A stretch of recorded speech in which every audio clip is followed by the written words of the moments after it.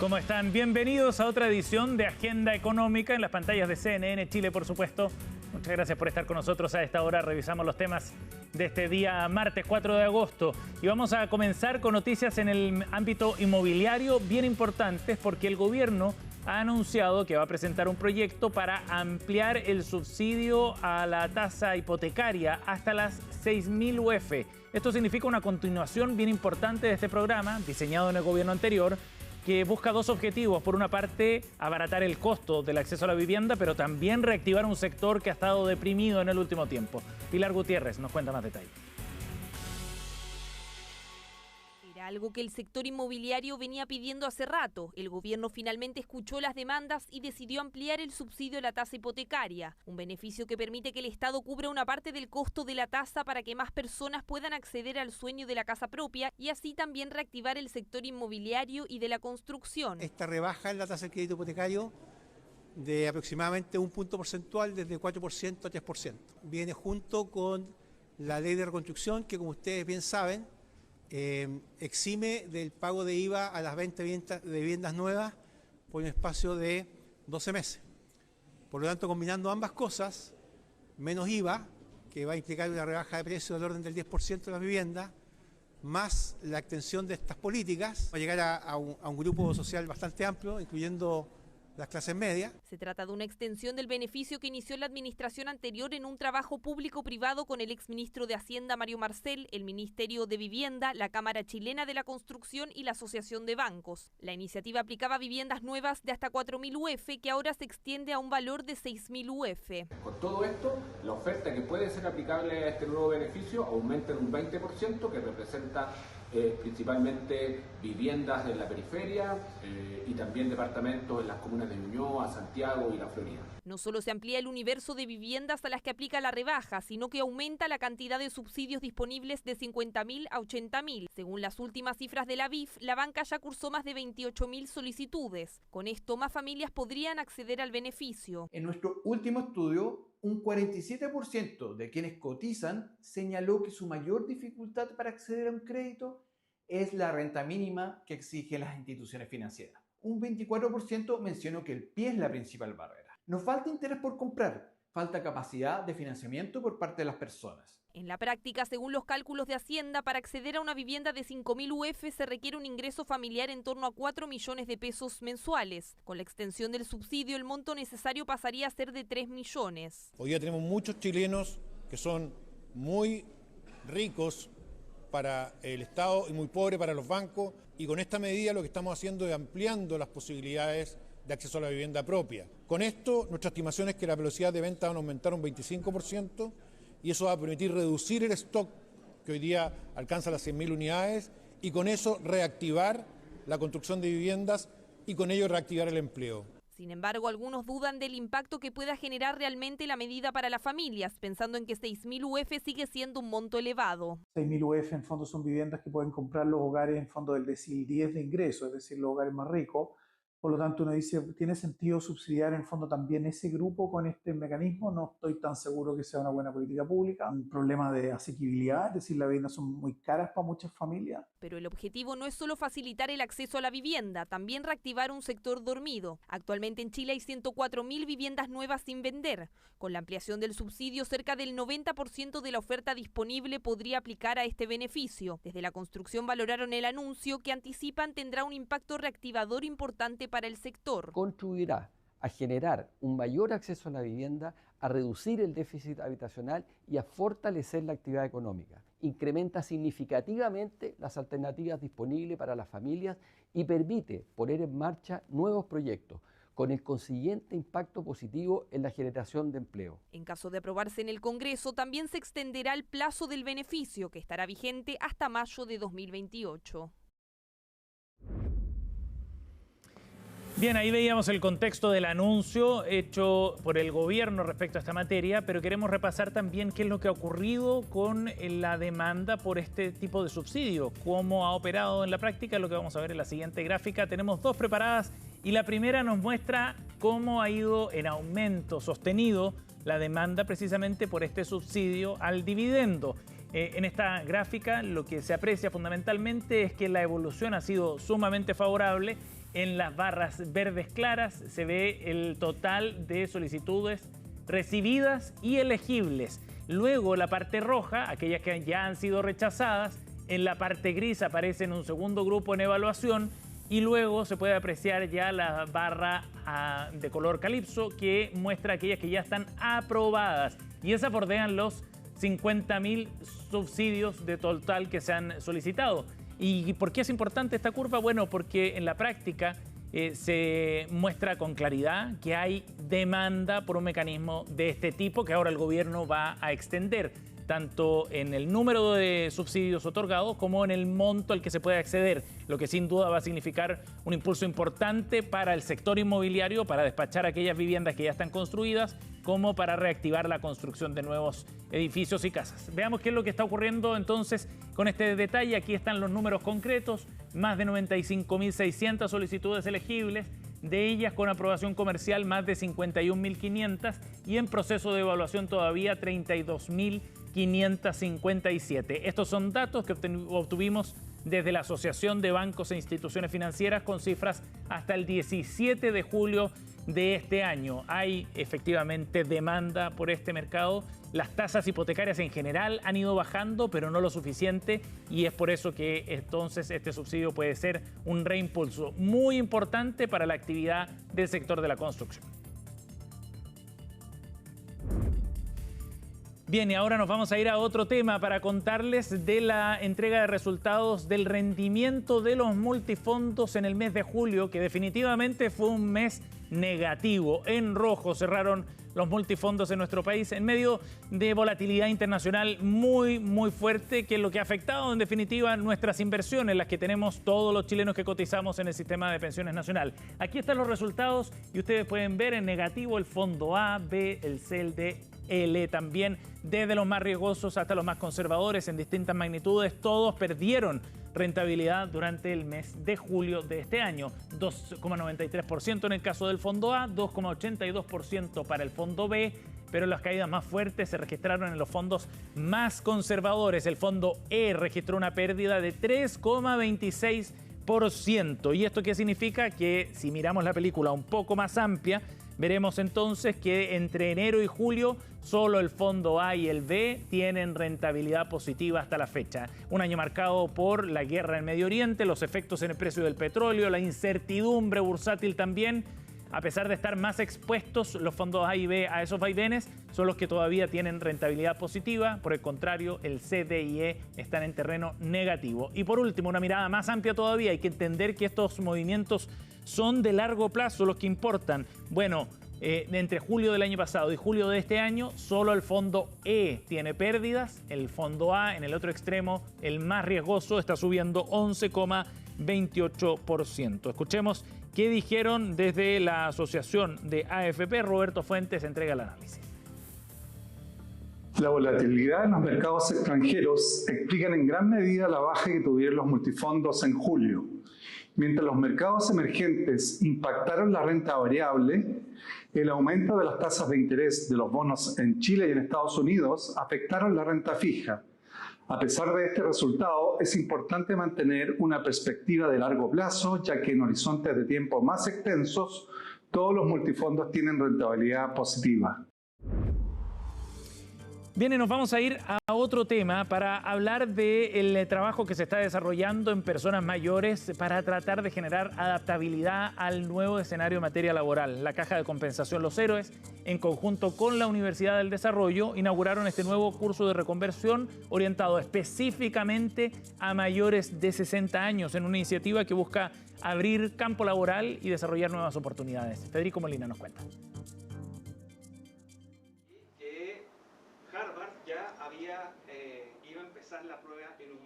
Yo creo que la energía es parte fundamental en el día a día y en este sentido, especialmente a la gente que ya tiene una edad, yo creo que hay que motivarlos a la acción. De vuelta a clases a sus 63 años y después de toda una vida dedicada al trabajo.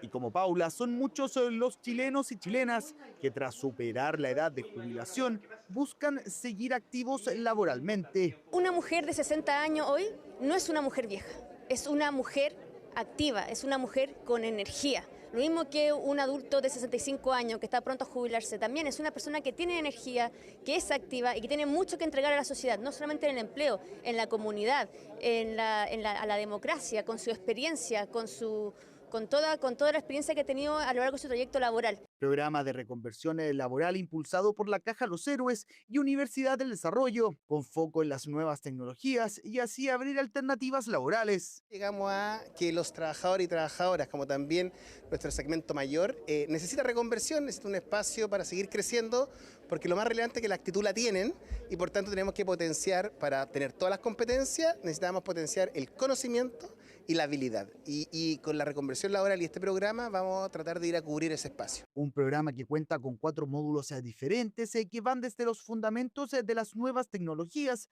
hasta la aplicación de estas para emprender. Caja Los Héroes está impulsando este programa con nosotros, UDD Ventures, para poder transformar obviamente ese conocimiento en valor. ¿Cómo? A través de la tecnología. El uso de inteligencia artificial hoy es tremendamente potente, sobre todo en gente de más de 50 años que tiene mucha experiencia y que al mezclarla con IA, obviamente el valor es infinito. Iniciativa que responde a una necesidad de los nuevos tiempos, en donde, según estudios de Criteria, los mayores de 60 años son la única población que aún no recupera su nivel de ingresos prepandemia. Y obviamente trae muchos beneficios para nuestros adultos mayores o bien población mayor de 50 años, porque permite que se puedan reinsertar laboralmente en todo lo que son las brechas digitales que hoy día ya están para quedarse. La transición demográfica que está viviendo el país es brutal. En pocos años más tendremos más mayores de 60 años que menores de 15. Y en esa línea, lo que está haciendo Caja Los Héroes es muy importante, reconvertir laboralmente en el ámbito digital. Muchas veces lo digital constituye una barrera, obstáculo para que muchas personas mayores puedan continuar en su trabajo o conseguir uno nuevo. Y en ese sentido, este programa es muy relevante. Reconversión laboral que significa todo un desafío para el país, en especial tras las últimas cifras de desempleo, pero también para dar nuevas oportunidades a un segmento de la población que quiere seguir activa y al tanto de los cambios tecnológicos. Momento de una pausa y volvemos de inmediato con más de Agenda Económica.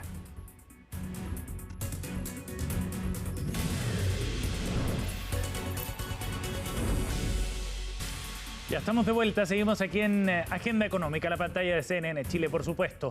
Un 9,4% crecieron los envíos de dinero desde Chile a otros países en el mundo, en una cifra que ya supera los 2.000 millones de dólares. Este es un mercado bien competitivo y ha llegado un nuevo actor a nuestro país, debutó hace algunas semanas.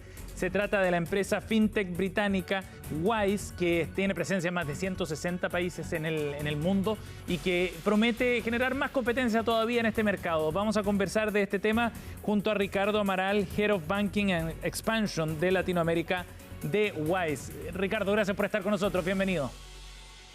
Gracias, Sebastián. Un gusto. Gracias por tenerme acá. Bueno, muy interesante la llegada porque el ecosistema fintech está muy movido, ha habido mucho cambio y ya podremos profundizar en eso.